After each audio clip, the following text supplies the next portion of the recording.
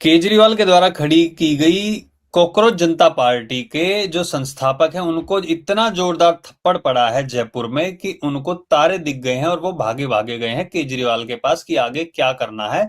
और केजरीवाल ने उसके सपोर्ट में ट्वीट भी कर दिया है कि हम ये बर्दाश्त नहीं करेंगे कि इस तरीके से गुंडागर्दी की जा रही है। अगर पैटर्न के तौर पे देखें तो केजरीवाल पर भी कई बार थप्पड़ पड़ चुके हैं, तो केजरीवाल ने ये खुद करवाया होगा, इसके बारे में भी लोगों के मन में डाउट है। लेकिन इसके पे चर्चा करेंगे हम कि केजरीवाल इसके पीछे है या केजरीवाल का बॉस इनके पीछे है, और वो बॉस है कौन, इसके बारे में चर्चा करने के लिए हमारे साथ एक्स-रे ऑफिसर एन.के. सूद सर है। सूद सर नमस्कार, आपका बहुत बहुत स्वागत है। नमस्कार, बहुत बहुत शुक्रिया। सूद सर, क्या ये सिर्फ केजरीवाल के दिमाग की उपज है या इसके पीछे कुछ और कारण है ये कॉकरोच जनता पार्टी बनाने के? देखिए, इनके पीछे दो लोग हैं, एक केजरीवाल, एक डीप स्टेट। केजरीवाल के पीछे भी डीप स्टेट है, इसके पीछे भी डीप स्टेट है। आपको याद होगा जब केजरीवाल ने पॉलिटिक्स में एंटर किया था, उसने कहा मैं इलेक्शन नहीं लड़ूंगा, लेकिन केजरीवाल को देख करके उसको सीएए डीप स्टेट ने सपोर्ट किया था। उनके एनजीओ को पैसे दिए थे, जिसको भी सीएए पैसे देता है पैसे की वसूली पूरी करता है। और उसको खड़ा इसलिए किया गया था कि जब 2014 में इलेक्शन होने थे तो वहां पे कांग्रेस उस टाइम पे बहुत अनपॉपुलर थी, तो केजरीवाल को काम दिया गया कि तुम भी सोनिया गांधी को टारगेट करो। कि तो केजरीवाल ने उनको टारगेट किया और टारगेट करते करते ये था कि जब इलेक्शन हुए तो सीआईए को उम्मीद थी कि केजरीवाल कांग्रेस की वोटें काटेगा, केजरीवाल बीजेपी की वोटें काटेगा, मोदी की वोटें काटेगा, क्योंकि वो एंटी कांग्रेस चल रहा था। लेकिन जब इलेक्शन के रिजल्ट आए तो केजरीवाल को किसने सीट वोट नहीं दी और सारी की सारी वोटें पड़ गई मोदी को और बीजेपी जीत गई, जिसकी सीआईए ने उम्मीद नहीं की थी। लेकिन केजरीवाल खड़ा रहा, केजरीवाल अपना काम करता रहा। उसके बाद जब दिल्ली के अंदर इलेक्शन तो केजरीवाल को 70 के आसपास सीटें मिली थी, फिर केजरीवाल पूरी मेजोरिटी भी लेके आ गया। तो केजरीवाल जो प्रोडक्ट है वो है सीए का प्रोजेक्ट, डीप स्टेट का प्रोजेक्ट। इसी तरीके से जनता पार्टी, कॉकरोच जनता पार्टी, उसका जो फाउंडर है अभिजीत टिपके, ये भी डीप स्टेट का प्रोडक्ट है और ये भी इंडिया के अंदर आया था कि मैं आऊंगा कॉकरोच पार्टी रेस की। जब इसने सोशल मीडिया पे अपने आप को प्रोजेक्ट किया तो 2 करोड़ लोगों ने इसको फॉलो किया, तो उसको लगा कि मैं दिल्ली जाऊंगा तो मुझे बहुत सपोर्ट मिलेगी। लेकिन दिल्ली आया, जब यहाँ पे लैंड किया, वो किया 8:45 पे। इसको था कि मुझे पार्लियामेंट स्ट्रीट में जाऊंगा, वहां पे परमिशन मांगूंगा जंतर मंतर पे प्रोटेस्ट करने की। तो परमिशन देने में जब पुलिस देर करेगी तो इसके लोग खड़े थे, एसएफआई के लोग थे, साथ में केजरीवाल के कुछ लोग थे, वहां पे दंगा करेंगे और इसको मीडिया के अंदर फैलाया जाएगा तो इसको वहां पे बहुत ज्यादा प्रमोशन मिलेगी। लेकिन जैसे वो एयरपोर्ट पे लैंड किया तो दिल्ली पुलिस ने लैंड करते उसको परमिशन पकड़ा दी कि आपको वहां पे जाने की जरूरत नहीं है। लेकिन इसके जो लोग बैठे थे आपके पुलिस स्टेशन के बाहर, पार्लियामेंट पुलिस स्टेशन के बाहर, वो हताश हो गए। जब ये पहुंचा आपके लोकेशन के ऊपर तो वहां पे 1000 पुलिस वाले थे, 500 एलजीटीबी के लोग थे और 500 इसके सपोर्टर थे, साथ में 500 कैमरामैन थे। टोटल 2500 की वहां पे भीड़ थी और उसकी पूरी मॉनिटरिंग की जा रही थी। इवन ज्यादातर जो मीडिया के लोग थे वो बिलोंग करते थे पुलिस को, पूरी फोटोग्राफ की जा रही थी। कोई भी अगर यहाँ पे गड़बड़ करे तो उसको पकड़ लिया जाएगा। जब यह कुछ देर खड़ा रहा तो इसको चक्कर आने शुरू हो गए कि यहाँ पे तो गर्मी बहुत है। उसके बाद जाके बैठ गया गाड़ी के अंदर, गाड़ी में भी फ्रंट सीट पे, क्योंकि फ्रंट सीट पे आपको एसी की हवा मिलती है। फ्रंट सीट पे बैठने के बाद लोग यहाँ से और ज्यादा हताश हो गए कि ये तो आदमी गुंडा है, ये तो अपने आप फायदा उठाने आया है, देश की सेवा क्या करेगा। उसके बाद जिस आदमी को काम दिया गया था यहाँ पे अनाउंसर करने का, वो जूस पीने लग गया। बाकी जनता प्यासी मर रही है, वो जूस पी रहा है, इससे भी इसकी जो है रेपुटेशन बहुत खराब हुई। तो एक तरीके से देखा जाए तो जो भी इसका प्रोग्राम था टोटल तरीके से फेल हो गया दिल्ली के अंदर। तो एक बड़ा झटका लगा केजरीवाल को और यहाँ पे एसएफआई के लोग थे वो भी बहुत परेशान हो गए। इवन देखा गया जब यहाँ पे लोग खड़े थे तो एक दूसरे को किस कर रहे थे, लड़के लड़के को किस कर रहे थे, वो एलजीटीपी कम्युनिटी के थे। यानी कि आप समझ सकते हैं किस टाइप के लोग थे वो। अच्छा सूद सर, एक चीज और है, जो 3 लोगों को इन्होंने अनाउंस किया था जो मीडिया स्पोक्स पर्सन, उसमें मैं लोगों को बता देता हूँ। एक तो था सौरभ दास। सौरभ दास वही है जिसने जज स्वर्णकांता शर्मा को टारगेट किया था उनके बच्चों से रिलेटेड और बायस होने की बातें कही जा रही थी केजरीवाल के सपोर्ट में। दूसरा है दहिया, वो जो उसका ध्रुव राठी का स्क्रिप्ट राइटर है, जो कहता है भगवान राम मीट खाते थे, मांस खाते थे और ब्राह्मण लोगों को गाली बकता है वो, और वैसे वो नाचता हुआ नजर आता है वीडियोस में। और तीसरा जो एक बंदा वो बाहर रहता था, केजरीवाल को जैसे ही जेल हुई वो आ गया था कि मैं केजरीवाल को जेल होगी, उसको सदमा लग गया और वहां पे उसको सपोर्ट करने आ गया। तो जो लोग ये विश्वास नहीं कर रहे हैं कि केजरीवाल की उपज है, तो तीनों के तीनों ये बंदे वहीं से हैं। जो भी इनके प्रोटेस्ट ऑर्गेनाइज करवा रहे हैं वो आम आदमी पार्टी के कर रहे हैं, और इसके पीछे केजरीवाल का ही हाथ है। ये जो अभिजीत दीपके है, ये आम आदमी पार्टी के मीडिया का हेड था, जो इनके उसमें काम करता था। ये 5 या 6 साल इसने उसमें काम किया है, और जब गिरफ्तार हो गया केजरीवाल तब ये भाग गया यूएस में। सिसोदिया के साथ इसकी फोटो भी है, ऐसे गले लगते हुए वहां पे गया था, और अब ये आया है। तो केजरीवाल ने दो कारणों की वजह से, जो मुझे लगता है सूद सर, एक तो पंजाब से ध्यान भटकाने के लिए, क्योंकि पंजाब में कहा था कि मैं नशा खत्म कर दूंगा, पैसे मिलने शुरू हो जाएंगे महिलाओं को। नशा मुक्त तो हुआ नहीं, ना पैसे मिलने शुरू हुए।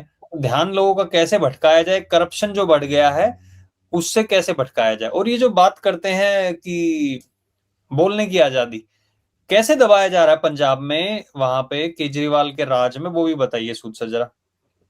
देखिए, पंजाब के अंदर अगर आप कोई भी बात करेंगे मान के खिलाफ, तो आपको पुलिस पकड़ के ले जाएगी। आपको याद होगा जब एक दिल्ली के अंदर एक बीजेपी का वर्कर था, सिख वर्कर था, उससे कुछ स्टेटमेंट देती तो पंजाब पुलिस आकर के उसको उठा के ले गई। हाँ, तो उठा के ले गई थी उसको। बाद में जब सेंटर ने इंटरवीन किया, उसको रास्ते में रोक लिया, हरियाणा पुलिस ने उसको कैप्चर किया। तो ये तो गुंडागर्दी का काम कर रहा था केजरीवाल। केजरीवाल जैसा गुंडा कोई नहीं है। देखिए, केजरीवाल जैसा कोई देश का दुश्मन भी कोई नहीं है, और उसी तरीके से दिप के बैठा हुआ, ये भी उसी टाइप का आदमी है। यानी कि दोनों प्रोडक्ट है डीप स्टेट के, और इनका पर्पस है इंडिया के अंदर गड़बड़ करना, दिल्ली के अंदर नुकसान पहुंचाना, पूरे देश के अंदर अराजकता फैलाना। ये इसी पे काम कर रहे हैं। देखिए, आज हमारी कंट्री को जो सबसे ज्यादा खतरा है वो है अमेरिका से या उनकी डीप स्टेट से। पीएम मोदी पे मारने की कोशिश की गई, उसके पीछे डीप स्टेट था।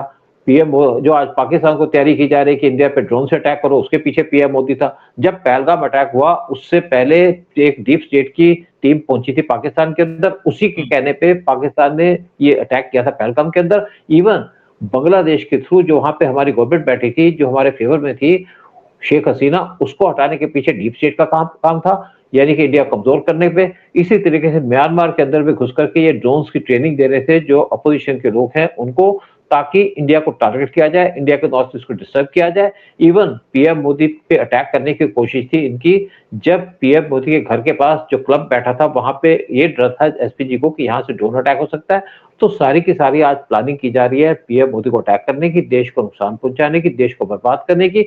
सबके पीछे डीप स्टेट है। इवन ममता बनर्जी को पूरी सपोर्ट थी डीप स्टेट की, तभी तो उनके फॉरेन सेक्रेटरी वहां पे विजिट किए। लेकिन चांस से ममता बनर्जी हार गई और डीप स्टेट की सारी प्लान फेल हो गई। और आपको ये भी याद होगा किस तरीके से ट्रंप इंडिया को टारगेट कर रहा था, किस तरीके से हमारे पे टैरिफ लगा रहा था, किस तरीके से हमें वार्निंग दे रहा था, किस तरीके से हमारे जो एग्रीमेंट हुए थे जिसके अंदर तेजास के लिए हमको इंजन मिलने थे उसको डिले कर दिया, ताकि इंडिया अपने पैरों पर खड़ा ना हो सके।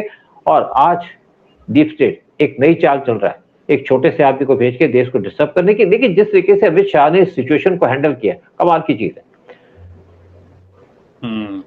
हाँ, अमित शाह, बिल्कुल ये बात आपने सही कही। अमित शाह जी ने जैसे हैंडल किया, नहीं तो एक तरीके से अगर इनको दबाया जाता तो ये हो जाता कि भाई दबाया जा रहा है, और लोग इसमें शामिल हो सकते थे। उन्होंने इजाजत भी दे दी कि वहां पे आप प्रोटेस्ट भी कर लो, और इतना बड़ा कोई हंगामा भी नहीं हुआ। और इनके जो ये कह रहे थे कि फॉलोअर हो रहे, इतने हो रहे, उसमें बहुत सारे फॉलोअर तो दिखाए जा रहे थे कि वो बाहर के फॉलोअर हैं, यानी कि ऐसे फॉलोअर जिनके अकाउंट ही एक्टिव नहीं, मतलब एक्टिव है लेकिन उनपे एक एक दो दो फॉलोअर हैं, तो वो अकाउंट क्रिएट किए जा रहे हैं। और ऐसी चीजें कौन करता है? चाइना इसमें साथ देता है। तो एक तरफ से डीप स्टेट, एक तरफ से चाइना, दोनों को सपोर्ट मिल रहा है। केजरीवाल सोच रहा है कि किसी तरीके से मोदी की छवि को खराब किया जाए। और ये जो एजुकेशन मिनिस्टर का इस्तीफा मांग रहे हैं, मुझे लगता है सूद सर ये एक ट्रायल है। एक बार ऐसे करके दबाव बना के उनका इस्तीफा ले लिया जाए, उसके बाद असली खेल शुरू होगा प्रधानमंत्री मोदी पर दबाव बनाने का, और फिर सारी पार्टियां उतरेंगी। इसलिए मुझे नहीं लगता कि किसी भी तरीके से यहाँ पे इस्तीफा देना सही है। हाँ, जो लोग बिल्कुल देखिए, जो लोग हैं देखिए उनको बिल्कुल एक्चुअली पीएम मोदी इनकी चाल भी नहीं आने वाले। फिर देखिए उसके बाद दिल्ली में आपका फेल हो गया सिस्टम, फिर ये चलेगा आंध्र प्रदेश के अंदर, वहां पे इन्होंने डेमोन्स्ट्रेशन की। लेकिन वहां पे एक और इंटरेस्टिंग बात थी, वहां पे सोनम वहां चुप पहुंच गए, जो ले से पहुंचे। और सोनम वांगचुक वो आदमी है जिसकी वाइफ अमेरिकन है, जो डीप स्टेट का मेंबर है, जिसके पाकिस्तान के आई से कनेक्शन है, पीछे 6-7 महीने जेल में रहा है, वो भी वहां पहुंच गया। क्योंकि ये जो सीआईए के लोग हैं ये तो इकट्ठे हो रहे हैं इस टाइम पे, इकट्ठे होकर पीएम मोदी पे टारगेट करना चाह रहे हैं। लेकिन चांस की बात यह है कि पीएम मोदी की पॉपुलैरिटी, उसकी वजह से ये लोग सक्सेस नहीं कर पा रहे। केजरीवाल छुपा फिर रहा है कि केजरीवाल को पता है जब भी मैं सामने आऊंगा तो मेरे को फिर एक्शन दिया जाएगा, इसलिए केजरीवाल पीछे से चोरी चला रहा है, पीछे से चाल चल रहा है। और देखिए इस टाइम पे वेस्ट आपके पंजाब में इलेक्शन होने वाले, केजरीवाल ने पूरा इस टाइम पे कंट्रोल कर रखा है उनके लोकल मीडिया के ऊपर। वहां पे उसने उसी टाइप का घर बना रखा है, यानी कि एक महल बना रखा है चंडीगढ़ के पास, जहाँ पे केजरीवाल रहता है, मजे से आराम करता है और वहां के प्लेन पे घूमता है, नाम लगता है उनके सीएम का, केजरीवाल उसी प्लेन पे घूम करके एंजॉय कर रहा है। केजरीवाल को लाइवली रहने की आदत है, उसको एंजॉय करने की आदत है। वैसे भी केजरीवाल का फादर है, उसने तो अपनी बहन का की प्रॉपर्टी पे कब्जा कर लिया था, और उसी तरीके से केजरीवाल बाकियों की प्रॉपर्टी पे कब्जा करने के चक्कर में। ये तो अमित शाह का कमाल है कि केजरीवाल को दिल्ली से निकाल दिया। दूसरा काम है केजरीवाल को निकालना पंजाब से, क्योंकि पंजाब वेस्ट बंगाल की तरह बॉर्डर स्टेट है और सेंसिटिव जगह है। वहां से केजरीवाल को नहीं निकालेंगे तो वहां पे खालिस्तान की एक्टिविटी स्टार्ट कर देगा केजरीवाल, और केजरीवाल को तो डर है। लेकिन दूसरी बात ये भी है, जिस तरीके से वेस्ट बंगाल से ममता बनर्जी को निकाला गया, उसकी वजह से भी जो अपोजिशन की पार्टीज है, उनके कैडर्स हैं, बहुत ज्यादा डिमोरलाइज है, और पीएम मोदी की रेपुटेशन की वजह से पीएम मोदी को आज सपोर्ट कर रहा पूरा देश। लेकिन अब ये कॉकरोच यानी कि नाली का कीड़ा सामने आकर के कोशिश कर रहा था पीएम मोदी को डिथ्रोन करने की, फेल हो गया। लेकिन चलो आंध्र में तो हो गया जो कुछ हुआ। फिर जब जयपुर पहुंचा तो वहां पे भी इसने कोशिश की, क्योंकि वहां पे जो कुछ बाहर से लोग थे उनको बुलाया गया, स्पेशली वांगचुक के सपोर्टर, वो भी वहां पे आए थे। लेकिन जिस तरीके से उसको एक थप्पड़ मारा, मुझे तो मजा आ गया प्रोग्राम देख करके। थप्पड़ जो ऐसे आदमी को पड़े, उसमें तो नेचुरली एंजॉय करने की बात है, क्योंकि ये आदमी देश की सेवा करनी नहीं आए, ये देश को बर्बाद करने आए। फिर इसने कहा मैं तो नेशनलिस्ट हूँ। भाई किस बात का नेशनलिस्ट? तू सीआईए से पैसे लेता है, तू नेशनलिस्ट है? नेशनलिस्ट है तो नेशन का काम करो, नेशन के साथ मिलकर रहो, नेशन के खिलाफ क्यों करते हो? ये जो आपका जिसके कॉकरोच पार्टी का जो चीफ है, ये यहाँ पे आया था देश के अंदर अराजकता फैलाने के लिए, देश को के अंदर झगड़ा करने के लिए। लेकिन जब थप्पड़ पड़े तो इसको नेशनलिज्म याद आ गया।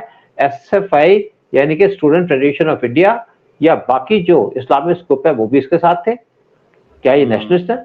लेकिन जिस तरीके से इसका पूरा प्लान फेल हो गया, देखने कब तक इंडिया बैठता है, कब यहाँ से जाता है। लेकिन एक तरीके से मैं कहूंगा अमित शाह ने जिस तरीके से सारी सिचुएशन को हैंडल किया है, कमाल की बात है। बिल्कुल।